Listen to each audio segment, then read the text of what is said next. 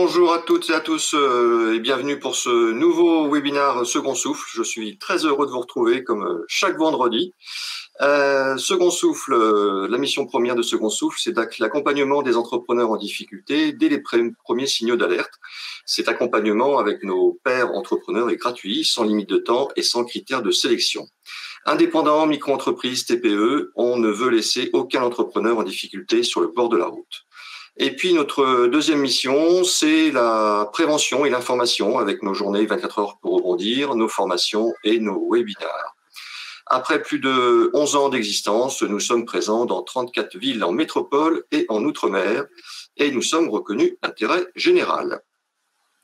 Voilà, petite explication sur comment fonctionne la plateforme du webinaire. Donc le côté droit, vous avez deux onglets en bas, l'onglet chat et l'onglet questions. Donc, merci de bien poser les questions dans l'onglet questions, sur l'icône questions, s'il vous plaît. Parce que sinon, dans tous les messages de chat, les questions, elles vont être diluées, on ne pourra pas les retrouver, enfin surtout moi. Voilà. Si vous avez un petit souci technique, vous avez une aide sur la partie gauche.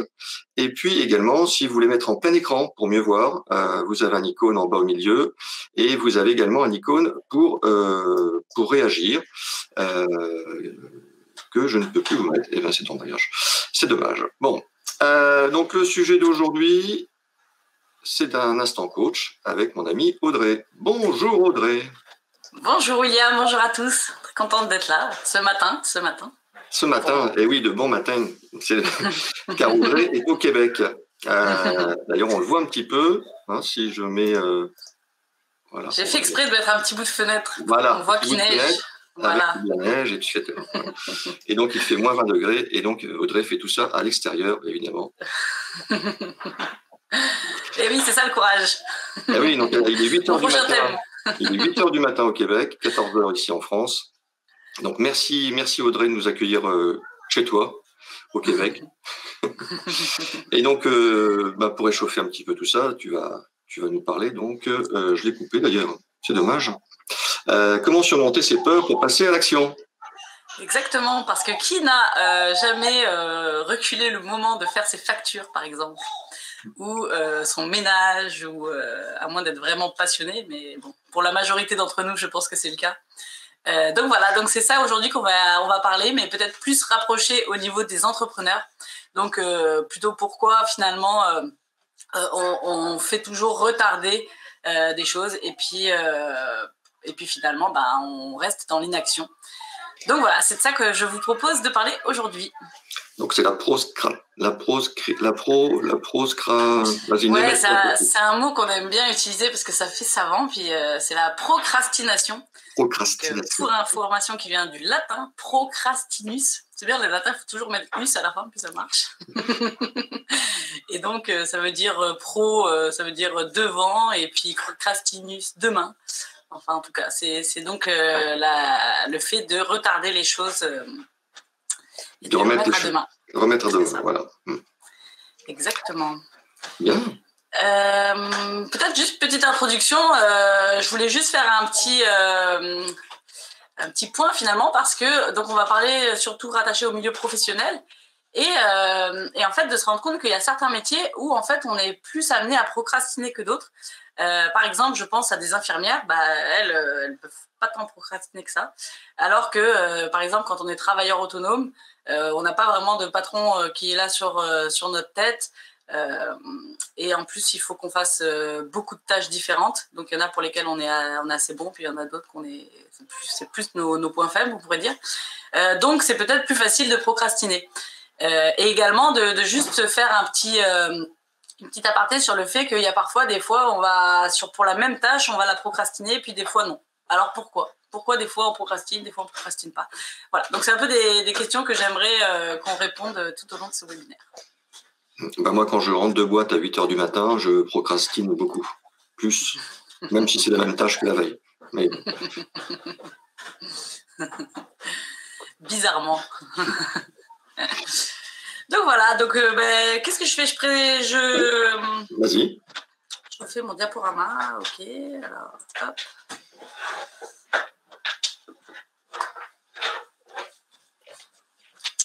Est-ce qu'on voit mon diaporama? Non. Tu l'as pas partagé. Partager, oui, pardon. Partager l'écran. Hop. C'est bon. Ok, parfait. Donc, comment je bouge les slides? Comment il faut que je bouge les slides? Ah, ça y est, ok, parfait. Voilà. Parfait. Juste, je me présente très rapidement pour ceux qui ne me connaissent pas. Donc, je suis formatrice et coach professionnel et j'accompagne principalement les entrepreneurs et les managers pour qu'ils apprennent à mieux se connaître et puis surtout qu'ils atteignent leurs objectifs personnels et professionnels. Je voulais préciser, c'est pas uniquement au Québec. Oui, non, moi je suis en 100% télétravail, là, donc c'est tout en visioconférence. Donc effectivement, j'ai de la clientèle qui est aussi en France et en Belgique actuellement. Donc tout ce qui est francophone pour l'instant. Un jour peut-être je passerai à l'anglais, mais en tout cas, c'est pas encore... je procrastine là pour le coup. C'est ça. Alors aujourd'hui, je vous propose de parler de qu'est-ce que la peur, l'émotion de la peur, c'est quoi son message, de parler de procrastination. On verra les 6 profils des procrastinateurs. Et enfin, pour finir, je vous donnerai quelques conseils pour commencer à passer à l'action. Un programme alléchant. Alors, gros sujet, qu'est-ce que c'est la peur? Alors, pour commencer ce webinaire, je me suis dit qu'un petit Charles Darwin, ça pourrait être sympathique. Revenons aux bases. Donc, je vais me permettre de vous lire un petit texte. Alors, je vais le couper un petit peu, mais... ça donnera quelque chose comme « L'homme effrayé commence par se figer comme une statue, immobile et sans respirer, ou s'accroupit comme instinctivement pour échapper au regard d'autrui. » Alors, ce que j'aimerais qu'on voie dans ce texte, c'est que donc l'homme effrayé, donc un homme qui a peur, commence par se figer comme une statue. Donc, sa peur va lui induire à un comportement. Ensuite, le cœur bat violemment et palpite ou bat contre les côtes. Les poils sur la peau se dressent et les muscles superficiels frissonnent. Et donc, en fait, il va y avoir des changements au niveau intérieur, au niveau de son corps. Et en fait, c'est que cette émotion de peur, elle va préparer le corps, en fait, à finalement combattre ou à fuir une menace potentielle. Donc, ce qu'il faut retenir, c'est que quand l'émotion, en fait, c'est un message, c'est un signal qui est détecté par notre cerveau et qui va donc induire une réponse physique dans notre corps.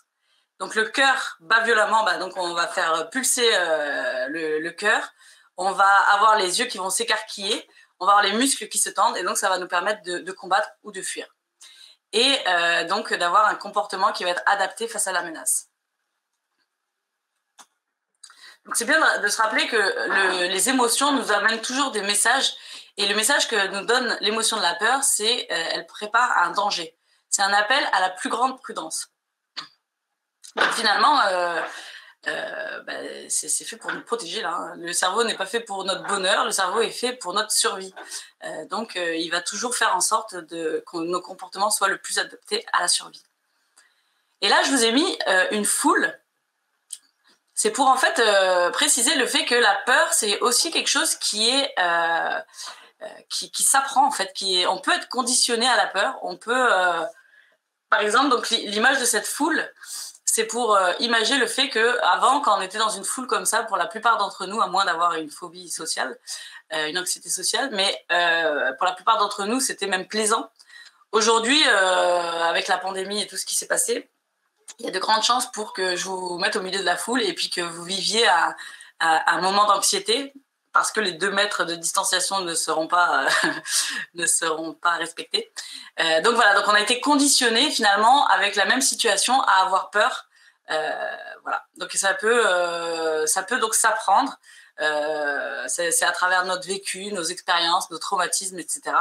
Et que la peur finalement c'est une émotion c'est une perception que chacun a et qui est unique. C'est-à-dire que si par exemple toi William t'as peur pour quelque chose, c'est pas dit que moi j'aurais peur pour la même chose. Voilà. Donc c'est vraiment de retenir ça principalement sur le message de la peur que je voulais dire. Je passe un peu vite parce que notre sujet principal aujourd'hui finalement ça va être la procrastination. Parce que une des conséquences de la peur, finalement ça va être la procrastination. Alors, est-ce qu'à ce stade, j'ai des questions? Est-ce que tout est OK? Je passe un peu vite, alors c'est pour ça que je me permets de... Il y a une question, mais ça ne te concerne pas. Combien de temps dure le webinaire? Eh bien, mon cher Benoît, ça dure 1 heure. Ça dure 1 heure aujourd'hui. Voilà. Sinon, pour l'instant, il n'y a pas de questions. Il n'y a pas de questions. Super. Donc, ce fameux mot savant procrastination, ça signifie l'habitude de remettre à plus tard des tâches importantes et moins agréables en faisant quelque chose de plus facile ou de plus agréable. Et j'ai même trouvé une définition officielle de monsieur Pierre Steele, qui est un chercheur reconnu dans la science de la motivation et de la procrastination, et qui a dit que la procrastination, c'est le fait de retarder volontairement une action prévue alors que l'on s'attend à ce que le retard soit pire. Et ce que j'ai trouvé super intéressant dans sa définition, c'est de vraiment montrer le côté conscient de la procrastination. Donc on retarde volontairement. Ça, c'est important, je pense, à préciser. Et en plus, on sait d'avance qu'en ne faisant pas cette action, on sait que ça va être pire. Donc en fait, c'est comme si on s'auto-mutilait ou on finalement flagellait, là, tu vois, parce que c'est conscient et qu'en plus, on sait que ça va être pire. Et en plus de ça, j'aimerais préciser une petite chose sur la procrastination, c'est que non seulement les distractions qu'on va utiliser pour ne pas faire notre tâche principale, donc si par exemple je dois faire le ménage, comme par hasard je vais me mettre sur mon téléphone, puis je vais regarder Facebook, puis Instagram, puis plein de choses, et en fait comme je sais que j'ai quelque chose à faire, en fait je vais pas prendre tant de plaisir que ça à être sur mes réseaux sociaux, donc mon plaisir va être, on va dire, diminué, et en plus de ça je vais vivre de la culpabilité. Alors, peut-être pas pour le ménage, là, mais en tout cas, il y a des choses qui sont parfois plus importantes que... mais si, par exemple, je dois faire mes factures ou si... voilà. Donc, forcément, là, je vais vivre en plus une émotion de culpabilité. Et cette culpabilité, son message, ce qu'elle essaye de nous dire, c'est qu'en fait, nous avons mal agi, on a transgressé nos valeurs et nos principes moraux. Et la culpabilité, ça se rattache à notre rapport à la loi. Ça nous donne envie de fuir et de nous cacher. Donc en fait, c'est ça, c'est un cercle vicieux, parce qu'en fait, on va avoir envie de fuir, on va culpabiliser, donc on va aller se rattacher dans les réseaux sociaux, et puis en fait, ça va nous faire encore plus culpabiliser, puis ça va nous donner encore plus envie de fuir, etc. Donc en fait, bon, ça va pas s'arranger l'affaire.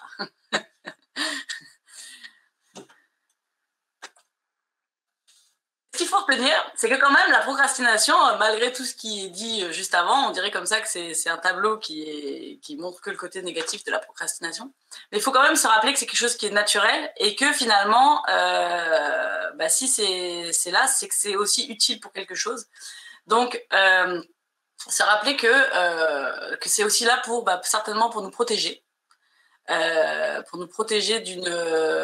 D'une menace, peut-être imaginée, mais en tout cas d'une menace potentielle que notre cerveau a identifiée.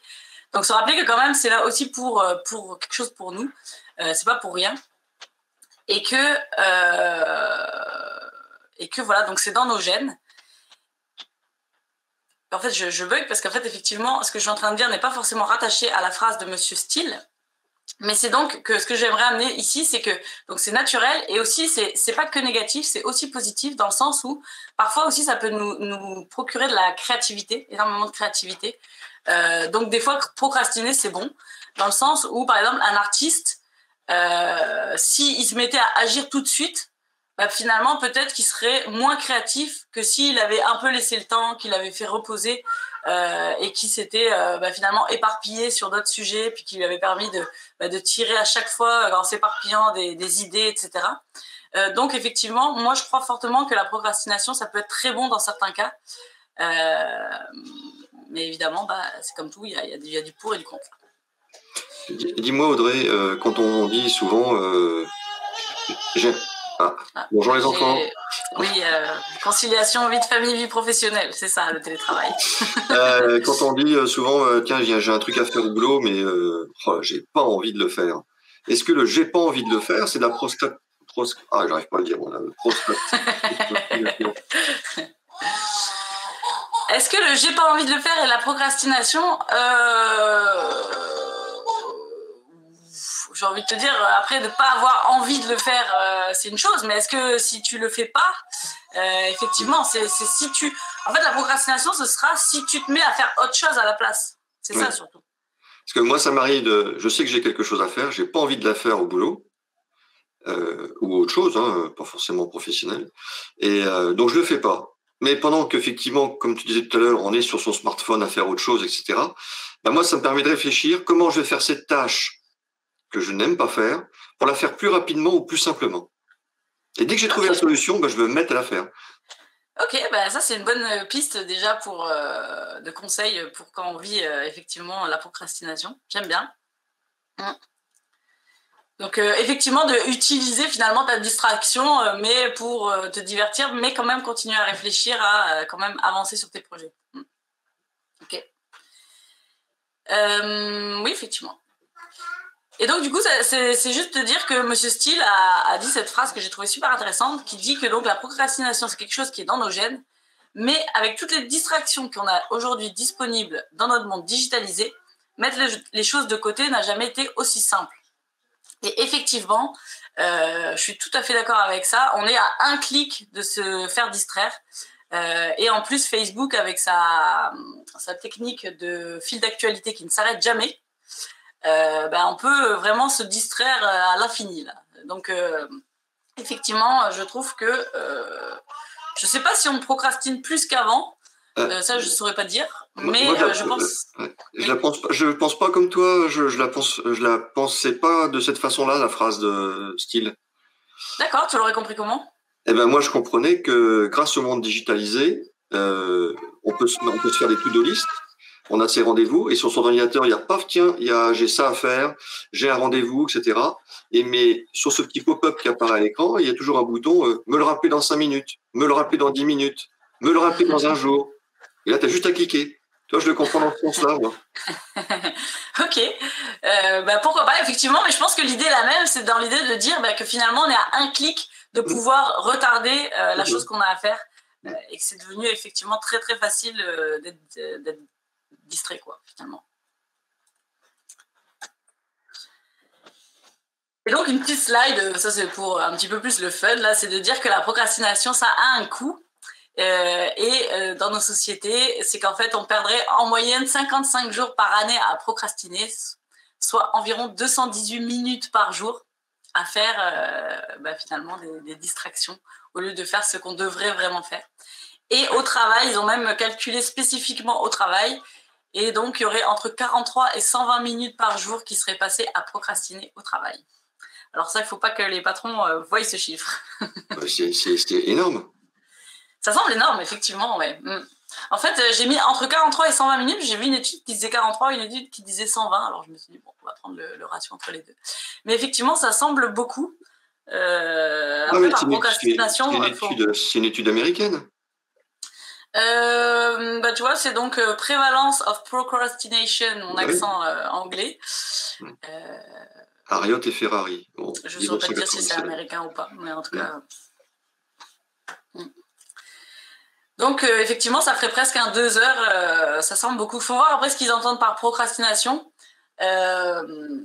Effectivement, ça peut être aller sur les réseaux sociaux ou ça peut être peut-être juste tout simplement d'aller ça peut être aussi la pause café. Mais peut-être que c'est aussi juste finalement de faire une tâche plus facile que la tâche vraiment sur laquelle on attend. Donc, ils travaillent quand même, mais sur des tâches plus faciles. Ça peut être ça aussi.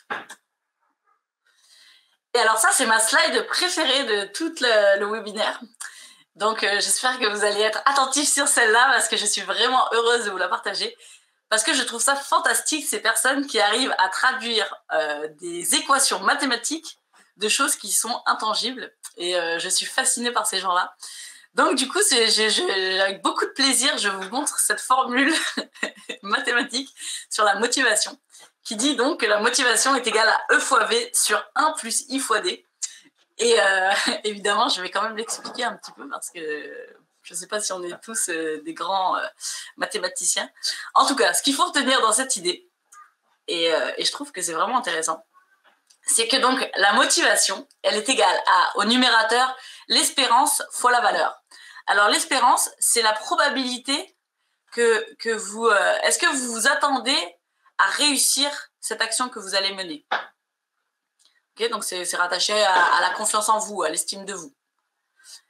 Fois la valeur, donc, est-ce que ça compte vraiment pour moi? Est-ce que je vais obtenir une récompense en faisant cette action?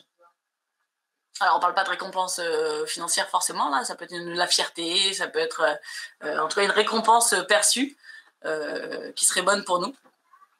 Et donc, l'objectif, en fait, pour avoir de la motivation, ce serait d'avoir déjà un E fois V qui soit le plus élevé possible. Donc, plus j'ai l'impression que je vais réussir et plus je vais avoir l'impression qu'il y aura une récompense pour moi, déjà, plus ça va augmenter ma motivation. Et ensuite, dans son dénominateur, donc le 1, bon, on l'oublie un peu, c'est pas très grave, là, c'est, on va dire, une notion mathématique. Mais donc, le I fois D, donc c'est l'impulsivité, c'est de savoir est-ce que je me laisse facilement distraire, donc ça, c'est en lien avec une procrastination, fois le délai, donc le temps, combien de temps, en fait, j'ai pour réaliser la tâche. Donc là, l'idée, bah, évidemment, c'est d'avoir le dénumérateur le plus petit possible, donc de ne pas trop se faire distraire et d'avoir un délai pas trop long. Si on a donc réussi à avoir un dénumérateur, donc ça faible et ça élevé, alors notre motivation va être très forte. Voilà ce que dit ce monsieur. Voilà, donc j'espère que vous avez trouvé ça intéressant. Moi, j'ai trouvé ça super intéressant.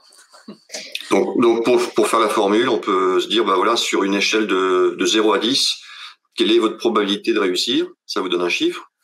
Sur une échelle de 0 à 10, quelle est votre valeur, le niveau de récompense attendu, etc. Vous mettez tout ça sur des chiffres de 10, entre une échelle de 0 à 10, et ça vous permettra d'avoir un résultat de motivation que vous pouvez même exprimer en pourcentage. Bah, je trouve qu'en fait, ça, ouais, c'est ça. Déjà, on peut effectivement le calculer, mais en plus, on peut essayer, bah, on peut peut-être comprendre aussi des fois pourquoi on est démotivé, ou au contraire, pourquoi notre motivation est excellente. Et je trouve que finalement, ça remet un peu le tableau. Et en plus de ça, je vais vous rajouter je vais vous parler de deux autres études. Donc, il y a la loi de Laborit, donc ça vient de monsieur Henri Laborit, et qui du coup dit qu'en fait, notre cerveau, il aura toujours tendance à aller vers les tâches qui sont les plus rapides, qui demandent le moins d'efforts et qui sont les moins stressantes. Et donc, inversement, toutes les tâches qui sont considérées comme complexes, longues ou stressantes par notre cerveau, bah forcément, il va essayer de les éviter. Donc ça, c'est tout à fait naturel.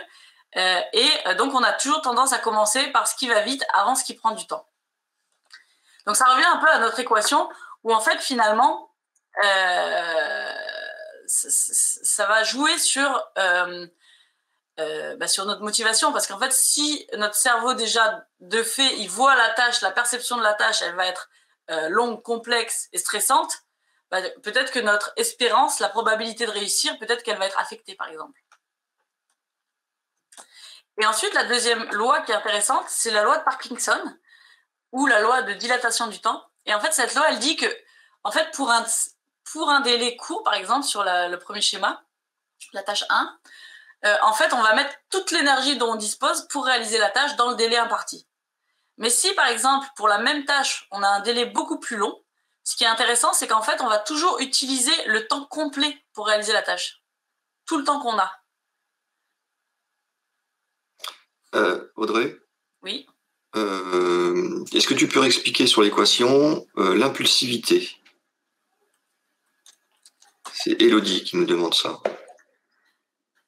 En fait, l'impulsivité, c'est sa capacité à se faire distraire. Est-ce que je me fais distraire facilement? C'est ça. Pareil, sur une échelle de 0 à 10, par exemple. Et donc, sur cette loi donc, de Parkinson, en fait, ce que ça dit, je ne sais pas si c'est très clair, mais qu'en gros, si par exemple, on a 30 jours pour réaliser la tâche, on va mettre 30 jours pour la réaliser. Si on en a 3, on va mettre 3 jours. En fait, c'est ça que ça dit. En fait, on va toujours utiliser le temps complet pour réaliser une tâche. On va pas faire, si on a 30 jours, on va pas faire 3 jours, puis 27 jours. De rien. Voilà.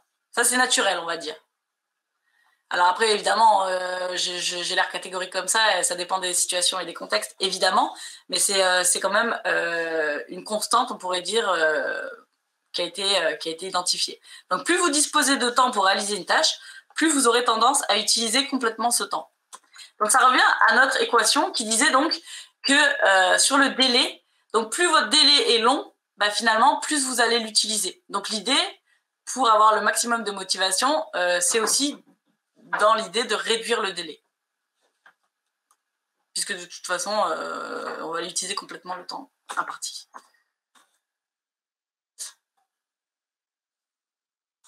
Et là, en fait, c'était d'amener le fait que dans nos sociétés occidentales, en fait, on a une croyance qui dit le temps, c'est de l'argent. Et donc, finalement, avec cette croyance-là, bah, procrastiner, c'est plutôt mal vu. Parce qu'on est dans une société de performance, parce que X raisons. Et j'aimerais juste vous questionner, juste sur cette croyance-là, et de dire, est-ce que le temps, c'est de l'argent? Est-ce que vous pensez vraiment que c'est ça? Parce que quand on voit la photo de ce chat, je me dis que lui, clairement, il n'a pas cette croyance-là du tout, du tout. Mais lui, il n'a pas besoin d'argent pour vivre. Il a juste besoin de croquettes, c'est tout.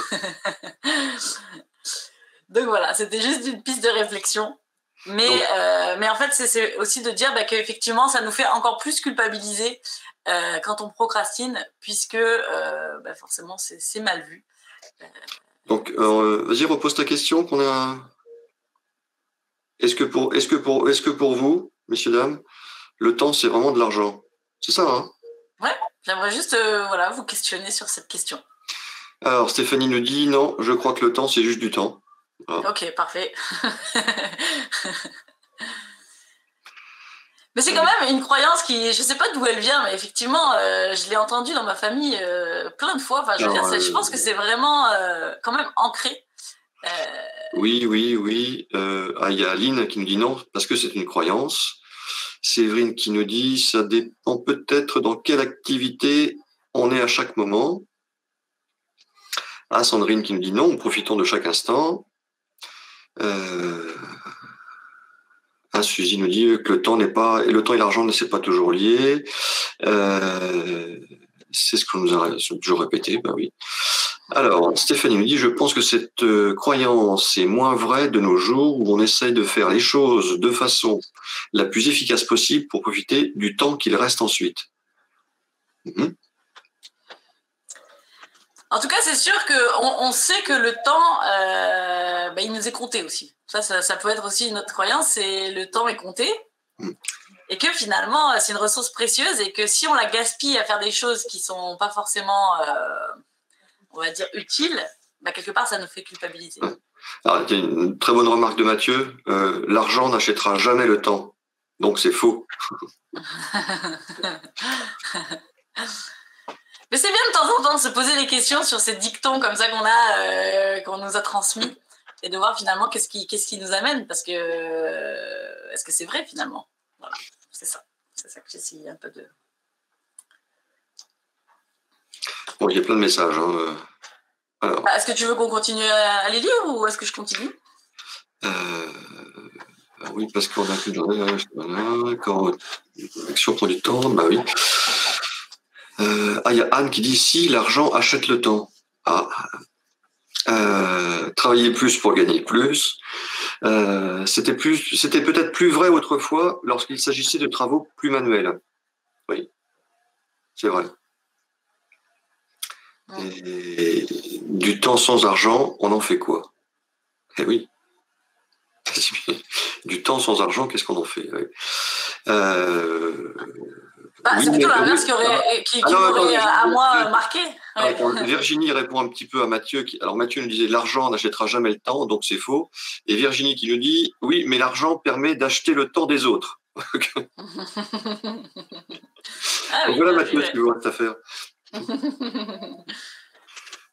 En tout cas, effectivement, ça fait débat. Je remarque qu'il y a quand même les deux, il y a des oui, il y a des non.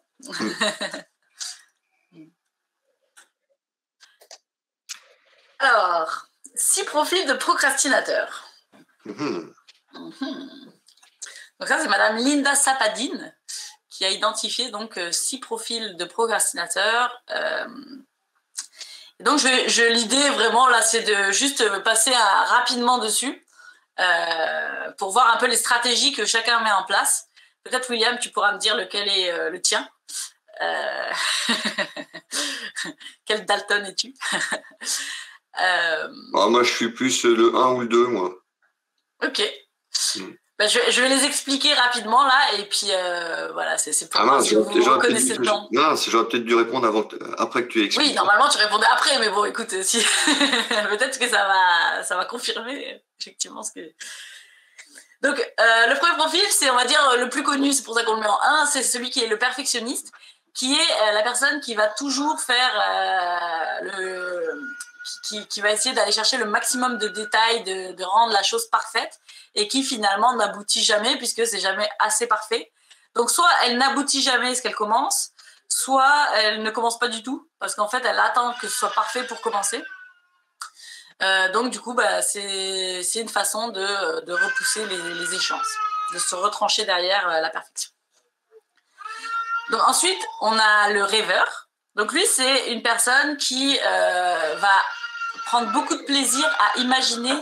Il est très créatif, à être tout dans la réflexion intellectuelle, imaginer des concepts, imaginer des idées, plein de choses. Mais quand c'est quand c'est au moment de passer à l'action, là, il n'y a plus personne. En fait, il va toujours se retrancher uniquement dans son imaginaire. Non, donc non, je suis pas deux. Je suis pas rêveur. C'est pas deux. Ensuite, on a l'inquiet. L'inquiet, c'est celui qui va toujours se retrancher derrière le « et si ».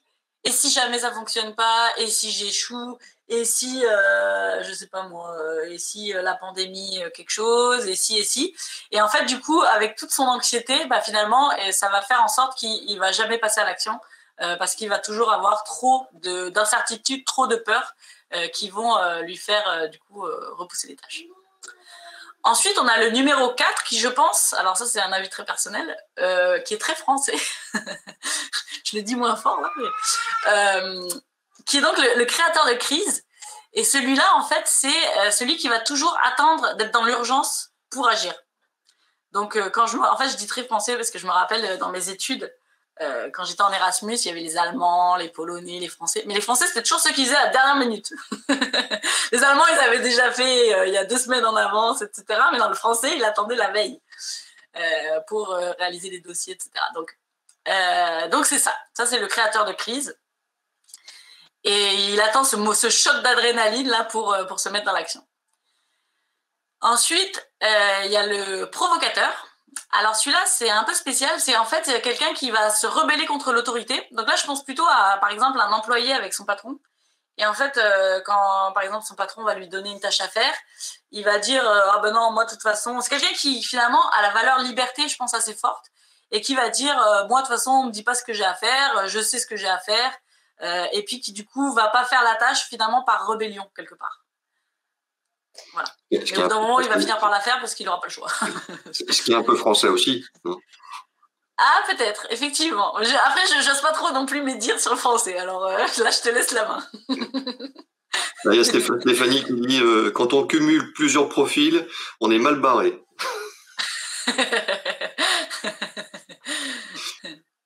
Effectivement, c'est possible de cumuler plusieurs profils, effectivement. Et là, donc le dernier, c'est le 6. Alors ça, c'est clairement moi. C'est celui qui en fait trop. C'est celui qui, finalement, va commencer un autre projet, puis un autre, puis un autre, puis un autre, et il aboutit jamais. Donc, par exemple, moi, j'ai jamais autant voulu faire le ménage que quand j'ai quelque chose d'important à faire. Là, comme par hasard, je me mets à passer l'aspirateur et tout, quelque chose que je déteste faire, mais parce que ça me permet. Et donc, je vais m'éparpiller sur plein d'autres tâches qui voilà, pour éviter finalement d'avoir affaire à celle que j'ai à faire. C'est dommage qu'on habite si loin, Audrey, parce que moi, j'adore passer l'aspirateur. Ah, dis donc, t'es la première personne que je connais dans mon entourage. En plus, maintenant, je viens d'acquérir depuis 15 jours un aspirateur balai sans fil, tu vois. Du coup, je me régale. Moi, j'ai investi dans un chien. C'est pratique pour certaines aspirations, genre les miettes, les…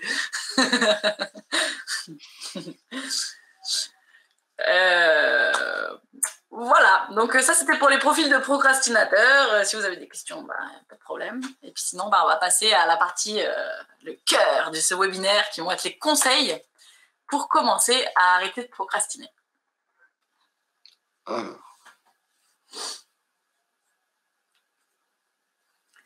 t'écoute. Bon, j'y vais. Ouais. Ok, donc là, petite précision là entre nous, c'est un webinaire, donc forcément, j'ai pas de conseils arrêtés à vous donner. C'est chacun qui prend ce qui est bon pour lui.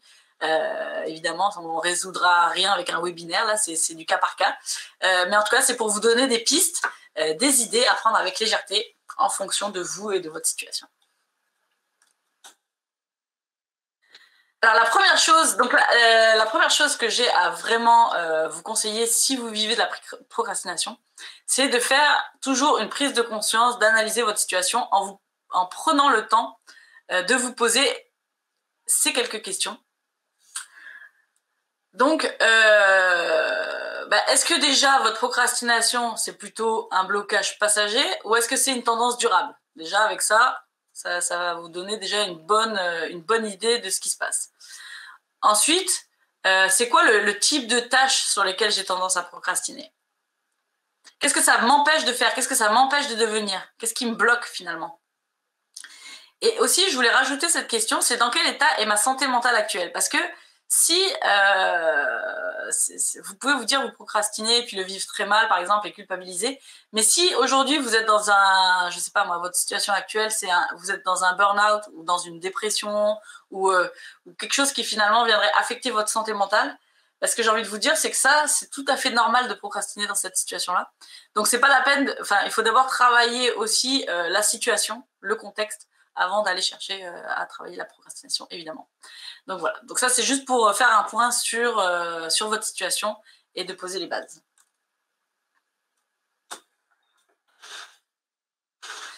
Ensuite, finalement, donc on l'a un peu parlé de ça au début, puis finalement après on a pas mal dévié, mais de revenir au fait que la procrastination c'est lié à une peur. Et donc l'idée c'est d'aller chercher qu'est-ce que c'est la peur qui est cachée derrière ma procrastination. De comprendre ce qui est sous-jacent à ce qui est en train de se passer. Et donc, il existe différentes peurs de temporisation. La peur de l'échec, là, je vous en ai mis quelques-unes. La peur de l'échec, la peur de l'inconnu, la peur du succès, de l'imperfection, d'être jugé, la peur du changement, de prendre de mauvaises décisions, la peur des responsabilités, etc. Donc, il y en a encore plein d'autres. Mais en fait, finalement, qu'est-ce qui se cache derrière le fait que vous ne voulez pas vous mettre dans l'action? De quoi est-ce que vous avez peur? Et une fois que vous avez identifié cette peur, c'est de se poser la question, si la pire situation se présentait, est-ce que je vais survivre? Alors, je suis quasiment sûre à 100% que vous allez me dire oui. Et donc, par exemple, je ne sais pas si ça vous a marqué, mais dans les peurs, j'ai marqué la peur du succès. Alors, ça peut paraître peut-être surprenant, mais finalement, c'est une peur que j'ai identifiée qui était quand même très fréquente finalement chez les personnes. C'est souvent rattaché au syndrome de l'imposteur aussi. Et en fait, c'est la peur de réussir. En fait, le fait de réussir, souvent, ça va nous demander à tenir le succès. Une fois qu'on est arrivé, par exemple, je dis n'importe quoi, champion olympique, mettons, juste comme ça, mais champion olympique, finalement, une fois qu'on est champion olympique, il va falloir qu'on tienne d'être champion olympique. Il faut rester numéro 1. Et donc, on sait que ça va être très difficile, on sait que ça va demander beaucoup d'efforts. Et donc, parfois, on peut avoir cette peur du succès parce que ça nous fait peur d'avoir à fournir autant d'énergie pour garder le succès ou pour finalement assumer son succès.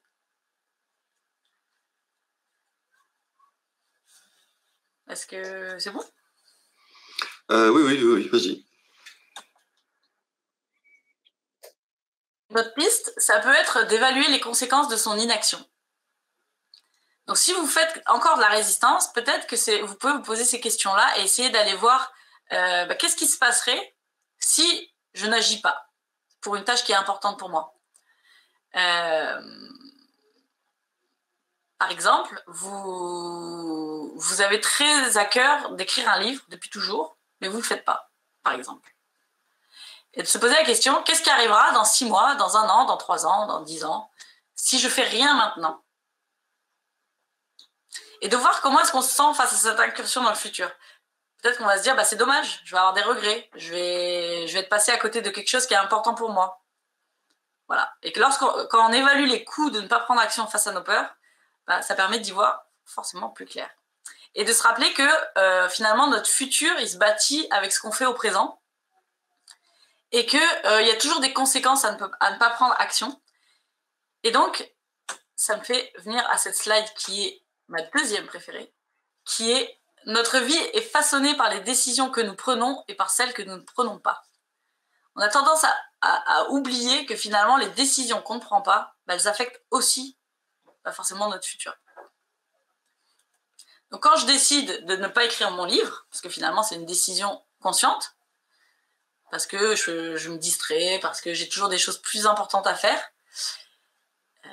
et ben en fait ça va affecter mon futur forcément. Peut-être que j'aurai des regrets, peut-être, on ne sait pas.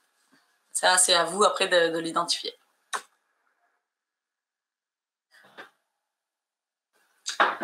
Une autre piste que je voulais vous proposer, c'était de remettre de la perspective, de regarder plus loin.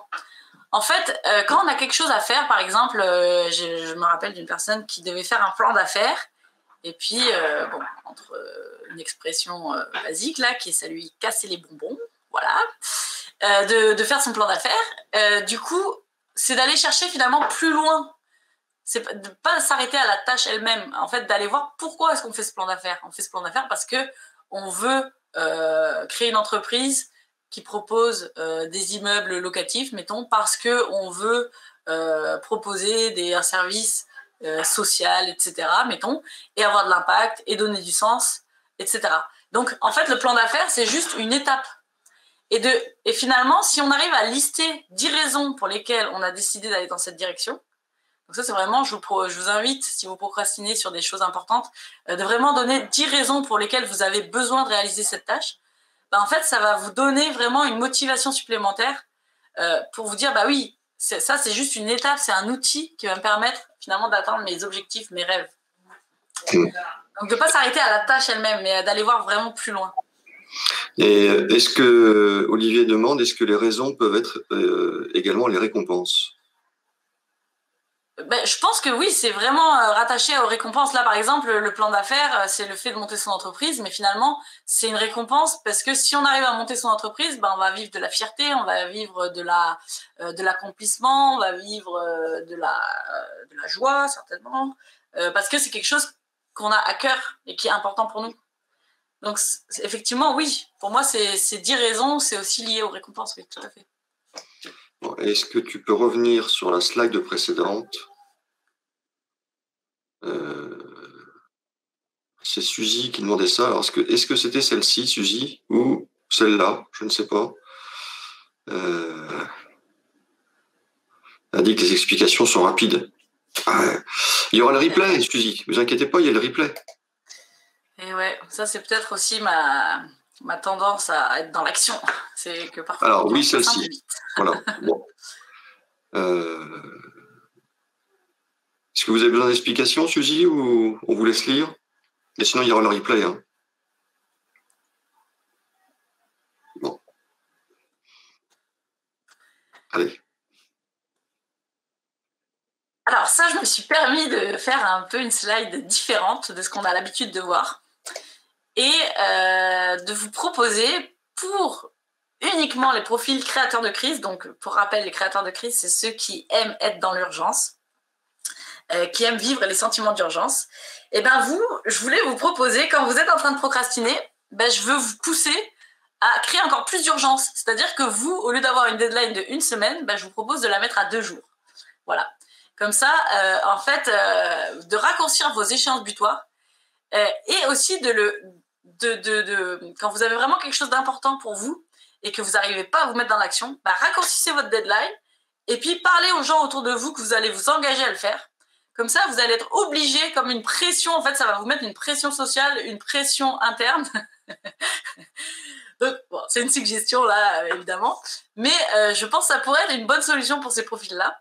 Et évidemment, c'est un conseil que je ne donne pas pour les profils qui sont plus inquiets ou perfectionnistes, parce que vous, effectivement, ce ne sera pas forcément l'idéal pour vous. Parce que se rappeler qu'un stress ponctuel, en fait, pour moi, c'est pas du tout quelque chose de mauvais, au contraire. Ça permet aussi de se surpasser, ça peut être quelque chose qui peut être vraiment bon. Par contre, effectivement, ce qui est pas bon, c'est quand le stress il dure trop longtemps, quand il est chronique et que ça devient un état anxieux. Voilà, c'est ça qu'on veut éviter. Mais un stress sur quelques jours ou pour quelque chose qui a de l'importance pour nous, au contraire, je pense que ça peut être très très bénéfique.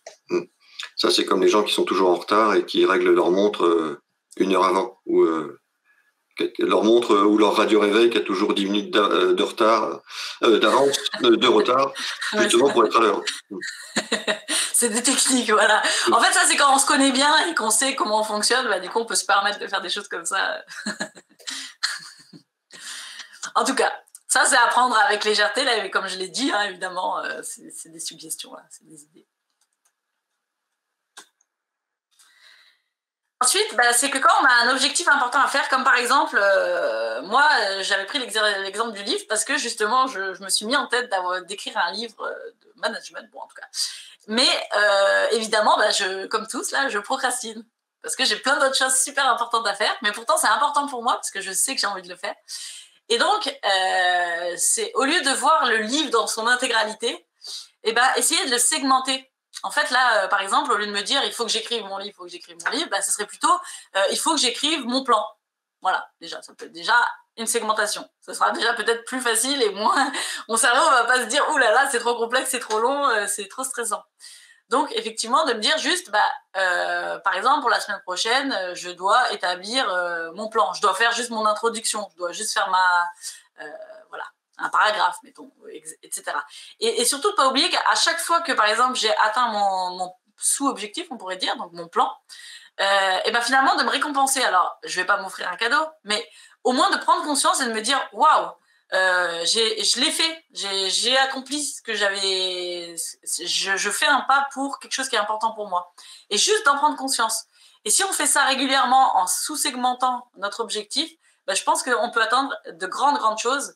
C'est pour ça que j'ai mis Michael Jordan, parce que ce cher monsieur a dit step by step, petit pas par petit pas, et il est arrivé là où il en est. Donc, je pense qu'on peut lui faire confiance pour ça. Et donc, c'est vraiment l'idée, c'est de mettre en place par sous-objectif, ce qu'on entend, c'est de mettre en place la plus petite action possible, et ça c'est très important à la fin de la phrase, où je suis sûre de réussir. Donc il faut que je sois sûre qu'à la fin de la semaine, je vais atteindre ce que je viens de dire. Donc je le diminue et raccourcis jusqu'à ce que j'ai le minimum que je puisse produire. Donc par exemple, un paragraphe. Mettons, si je me dis, bah, vraiment, je suis coincée et bloquée dans mon action, bah, je me dis, je dois écrire juste un paragraphe. Parce que ça, c'est très facile et je suis sûre de le réussir. Et en fait, petit à petit, comme ça, on augmente et on avance dans son projet. Et pour mon dernier conseil, donc là, c'est de finalement, si vraiment on est quelque chose qui est rébarbatif, qui ne nous plaît pas, on n'a pas envie de le faire, etc., on peut encore se baser sur une autre idée. C'est soit, ça s'appelle la séquençation, non, mince, pardon, excusez-moi, le séquençage des tâches. Et donc là, je vous ai proposé 2 idées. Donc c'est la méthode Pomodoro pour ceux qui connaissent, ou la 52-17. En fait, c'est des méthodes où on met une alarme et en fait, on a des temps de travail et des temps de repos. Et évidemment, la 52-17, c'est ma préférée. Alors, il ne faut pas se tromper dans les chiffres. Hein. C'est pas 52 minutes, je me repose et 17, je travaille, mais plutôt l'inverse. 52 minutes, je travaille à fond. Et 17 minutes, je fais quelque chose de complètement différent où je vais me distraire, effectivement, mais fait exprès.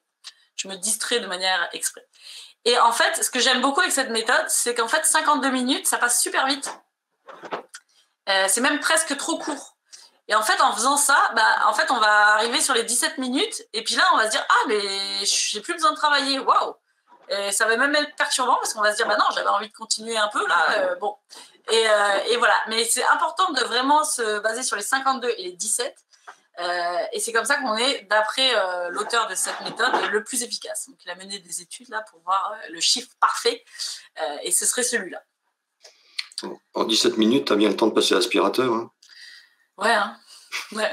Mais j'ai aussi le temps de manger des petits goûters, de préparer un café, regarder mes réseaux sociaux. C'est ça. Alors au choix, je sais pas. Et ensuite, ça c'était une autre petite slide là, de apprendre à mieux se connaître. Et donc ça, en fait, ça dépend de chacun. Il y a des fois, on est plus efficace le matin, des fois, on est plus efficace le soir, des fois, on est plus efficace la fin de semaine, d'autres fois, ce sera plutôt au début de semaine, etc. Donc ça, c'est vraiment dépendant de chacun. Mais quand on sait où est-ce qu'on est le plus efficace, d'après Monsieur Laborit, je vous ramène à notre slide de Monsieur Laborit, qui disait que le cerveau va toujours vers les tâches les plus faciles, les plus rapides et les moins stressantes. Donc là, l'idée, c'est de dire, quand je suis le plus efficace, le moment exact où je suis le plus efficace, je vais faire les tâches les plus difficiles pour moi. Voilà. Donc ça, c'est, on va dire, l'idée d'arriver à finalement planifier sa semaine en fonction de soi, en fonction de ses niveaux d'énergie. Ça, c'est quand on se connaît vraiment bien et qu'on peut... Après, pour les femmes, à aparté, ça peut être aussi par rapport à son cycle. Alors, voilà, ça peut être aussi ça. En tout cas. Voilà pour les petites pistes que je voulais proposer. J'espère que ça vous a plu et que ça a été utile pour certains d'entre vous. Et pour conclure, je voulais terminer sur cette phrase qui dit tout, je pense, qui dit que mieux vaut une action imparfaite qu'une parfaite inaction. N'hésitez pas à donner des commentaires sur cette phrase. C'est dommage qu'elle soit anonyme, j'aurais bien aimé que ce soit Audrey Mollard à la fin. Ça serait bien une phrase à la Churchill, ça, mais bon. Bon, peut-être, c'est lui. Après, il paraît qu'il copiait quand même. Il prenait des citations qui n'étaient pas de lui. Alors, bon, peut-être je peux faire pareil. J'aurais dû peut-être lui marquer Audrey Mollard.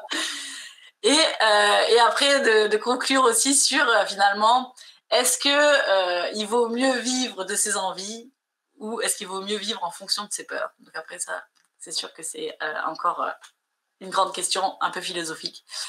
Moi, j'ai fait mon choix personnellement, mais c'est sûr que c'est pas toujours évident. Mais au moins, de se poser ces questions-là. Voilà, donc ça, c'était pour terminer. Eh bien, merci beaucoup, Audrey. Beaucoup de questions, je pense qu'on n'aura pas le temps de répondre à toutes. Une question de Anne. La procrastination, j'ai réussi à le dire, est l'expression d'une évaluation de notre probabilité de réussite. Plus on ressent l'inutilité d'une action, plus on procrastine. Est-ce que l'augmentation du nombre de tâches aujourd'hui ne serait pas, de fait, un facteur d'accroissement de la procrastination? Attends, excuse-moi, William, je suis désolée. Tu la vois pas à l'écran, je l'affiche. Non, je la vois pas parce qu'il faut que je déroule. Ouais, juste me redire, s'il te plaît. Alors, en fin de compte, Anne nous dit que c'est parce on fait plein de tâches, on a plein de travaux à faire en même temps qu'on procrastine beaucoup plus aujourd'hui. Ah, ok, donc ce serait dans l'idée de dire que finalement aujourd'hui on a plus de choses à faire qu'avant. Oui. Ok, d'accord. Mais alors, là, je demanderai à Anne, est-ce que c'est pas une excuse pour procrastiner? Effectivement, je pense qu'on vit aujourd'hui dans un... Je pense que quelque part... Enfin, je n'étais pas là avant, donc c'est toujours difficile de comparer avec quelque chose où j'y étais pas, mais de ce que je peux voir, c'est que j'ai l'impression qu'effectivement, on a un monde qui est plus complexe, qui se complexifie. On a beaucoup plus d'incertitudes sur le lendemain, de ce qui va se passer, etc.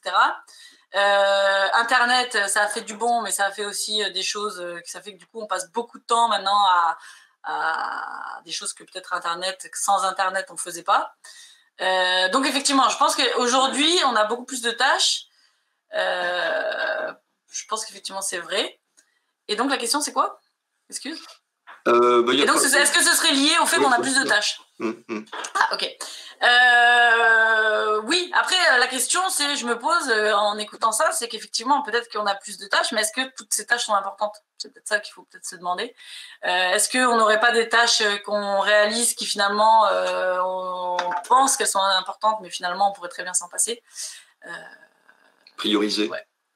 Peut-être qu'effectivement, je pense que ça, c'est un effort individuel à fournir où en fait, je pense que c'est à nous d'arriver à faire le tri entre tout ce qu'on vit et de se dire que finalement, il y a des choses qui restent plus importantes que d'autres.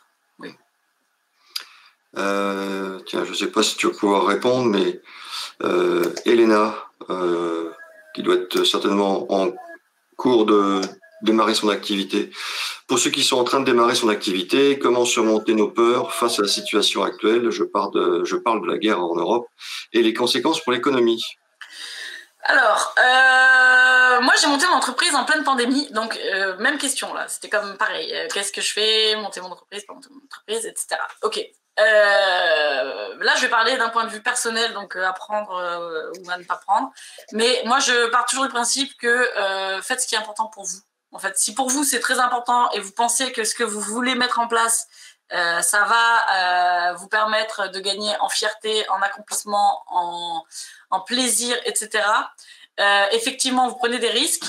Après, les risques, il faut les évaluer, évidemment, voir ce que vous êtes capable de prendre. Mais surtout, basez-vous sur vous, en fait. Pas sur l'environnement. Le seul contrôle que vous pouvez avoir, c'est vous-même, là, de savoir si ça va vous booster en énergie, de lancer ce projet. Voilà. Peut-être, parfois, ça peut être aussi bon, peut-être de se dire que c'est un projet qui sera peut-être dans 5 ans, 6 ans. Mais en tout cas, de vraiment se dire qu'est-ce que je voudrais... Ouais, en fait, de vraiment se baser sur vous. Qu'est-ce qui est important pour vous à ce moment-là? Parce que l'environnement, on ne saura jamais ce qu'il va faire. Oui, tirer des plans sur la comète, vu le nombre de comètes et d'étoiles qu'il y a dans le ciel, on n'avance jamais sinon. Tiens, même genre, une question de Seb. Souvent la peur de perdre de l'argent si cela ne marche pas, lorsqu'on veut créer son entreprise. Alors comment enlever cette peur de tout perdre? Alors pour répondre simplement, c'est quasiment la vie de chaque entrepreneur, hein, même de 10 ans après, quelquefois. Cette peur-là existe toujours. Mais... c'est quand même là où il faut réussir à calculer son risque parce que effectivement, c'est quoi le risque que je suis capable d'assumer et de vraiment prendre conscience de la responsabilité qu'on prend et de finalement juste d'arriver à se dire est-ce que je suis à l'aise avec ce risque? En fait, c'est d'arriver à trouver un risque dans lequel vous vous sentez à l'aise. En fait, c'est pas en fonction des autres ou en fonction de l'environnement ou en fonction. Il faut vraiment que ce soit vous qui soyez.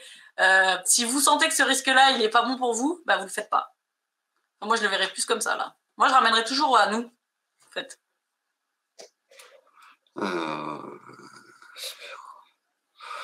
Attends, c'est que je lis des questions. Il y a plein de questions, mais comme on ne pourra pas toutes les poser.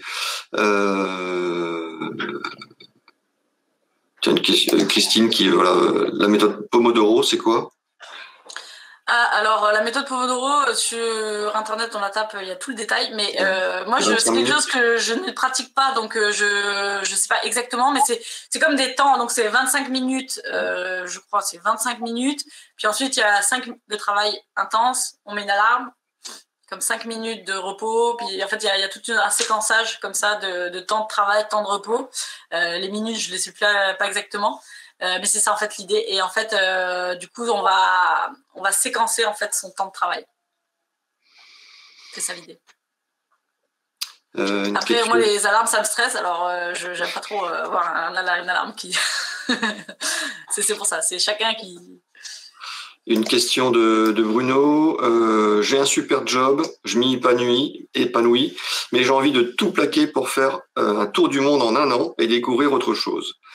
Je me pose des questions sur ma carrière au retour, sur ma perte de valeur pro, mes compétences à plus 12 mois.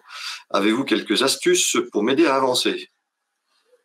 Oh punaise, il faut que je fasse mon webinaire sur les décisions complexes parce que toutes les questions se ramènent à ça.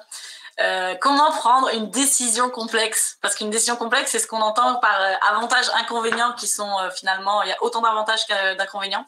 Donc là, dans son cas, par exemple, ce serait, il est dans une position, on va dire, sécuritaire financièrement et dans sa carrière. Et en fait, il voudrait aller quelque chose qui est plus dans son cœur, dans son émotionnel. Il va aller voyager parce que ça lui fait plaisir, etc. Donc c'est la notion, en fait, on va dire rationnelle, ma carrière, ma sécurité versus ma passion, mon émotionnel, mon envie. Etc. Et en fait, comment j'arrive à trouver l'équilibre là-dedans? J'ai tout un webinaire entier sur ça, alors ce serait dur de répondre en 1 seconde, mais en fait, là-dessus, moi, j'ai envie de dire, il faut pas dire c'est A ou B, il faut trouver vous n'êtes pas obligé de prendre une décision vers un ou vers l'autre, ça peut être aussi un compromis parfois. On peut arriver à trouver un spectre. Parce que le cerveau, il a parfois tendance à être très binaire. Mais moi, j'aimerais vous amener à réfléchir, à peut-être essayer de voir comment est-ce que vous pouvez cumuler les deux ensemble. peut-être parfois ça peut être déjà une piste. Et ensuite, c'est de trouver finalement l'équilibre. Chercher un équilibre. Donc, en gros, c'est difficile de répondre en une seconde, là, comme ça. Bon, écoute, tu vas arrêter de procrastiner, hein, tu vas passer un petit coup d'aspirateur, tu prépares ce webinaire-là, et puis on le fera ensemble. Hein. Il est super intéressant. Sinon, oui, il existe des assurances, il existe des solutions pour préserver vos revenus quand vous montez votre entreprise. L'une d'entre elles, c'est l'un de nos partenaires qui existe depuis plus de 40 ans. C'est l'association GSC qui vous permet d'avoir un revenu au cas où vous perdiez, parce que vous savez que vous n'avez pas le droit au chômage, vos droits Pôle emploi, le droit Pôle emploi, vous avez le droit, mais vous n'avez pas le droit au chômage. Donc, je vous mets le lien dans le chat, ASSO GSC, qui vous permet d'avoir un revenu en cas de perte de votre activité. Voilà. Ça ne marche pas au Québec, Audrey, je ne suis désolé. Mais t'en es pas là. Après, ils ont peut-être des aides, mais de toute façon, nous, effectivement, en tant que Français, on n'en a pas toujours le droit. Mais... oui, donc Audrey est française, mais vit au Québec. Voilà. Bon, merci beaucoup, Audrey. Merci à vous. Il y a eu plein de merci, on vous aime, Audrey, on vous adore, etc. Il y a eu plein de... Vous êtes gentil. Voilà. En tout cas, voilà, après, c'est sûr, sur un webinaire, là, on ne peut pas non plus... Non. Mais peut-être je voulais inviter, s'il y a des personnes qui ont des questions un peu plus spécifiques, là, et qui voudraient qu'on en parle, moi, avec grand plaisir, vous pouvez m'écrire, et puis on peut se prendre une demi-heure, là, pour parler de votre situation. Avec plaisir, en tout cas. Tiens, tu peux écrire dans le chat l'adresse de ton site, si tu veux. Oui, je peux. Attends. Et pendant ce temps-là, moi, les amis, je vous parle du webinaire de la semaine prochaine. Donc, cette semaine, aujourd'hui, nous étions au Québec avec Audrey. Et bien, la semaine prochaine, on y sera encore. Mais cette fois, pour parler véritablement du Québec. Audrey ne sera pas là.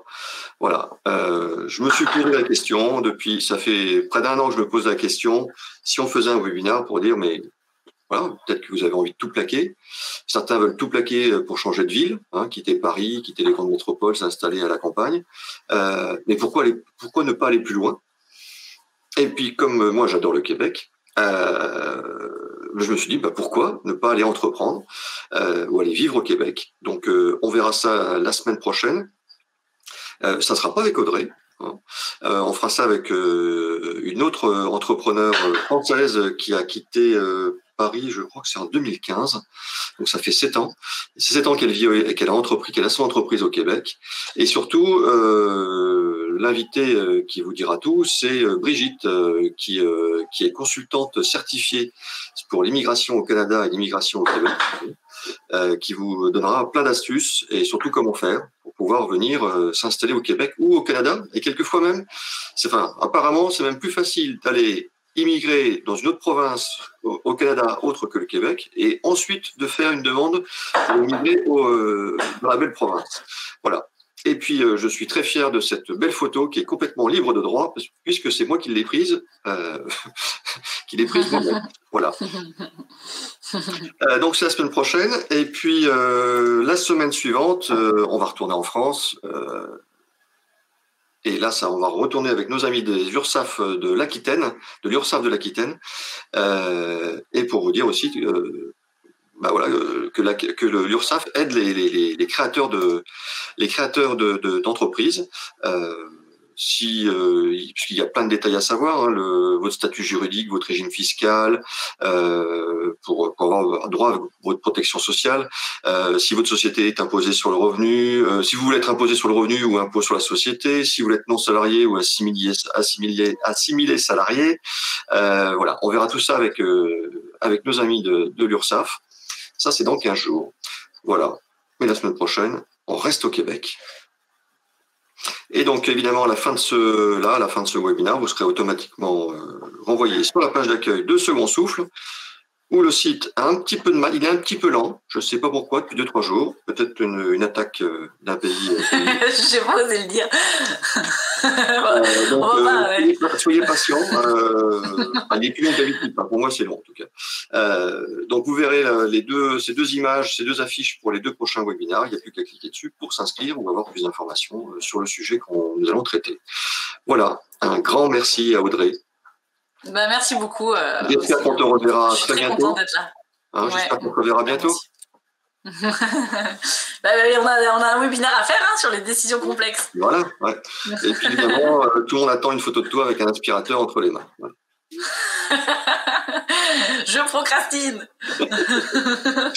Allez, merci à tous, je vous embrasse, à la semaine prochaine et bon week-end. Bye bye. Bye bye.